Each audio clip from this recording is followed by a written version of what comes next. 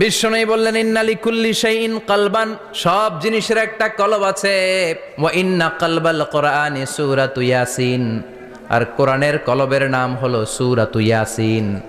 মান ক্বারাআ সূরাতা ইয়াসিন মাররা ওয়াহিদা, একবার সূরাতু ইয়াসিন তেলাওয়াত করলে 10 পারা কোরআন খতমের সওয়াব হয়ে যায়। বিশ্বনবী বলতেন ইন্না ফিল জাসাদি মুদগা, দেহে একটা গোশতের টুকরা আছে। ইদা সলুহাত সলুহাল জাসাদু কুল্লু, এই দেহের গোশতের টুকরা যদি ভালো হয়ে যায় পুরো দেহটারে ভালো করে দেয় কে? আল্লাহ। এই দেহের গোশতের টুকরাটা যদি পচে যায় পুরো দেহটারে নষ্ট করে দেয় কে?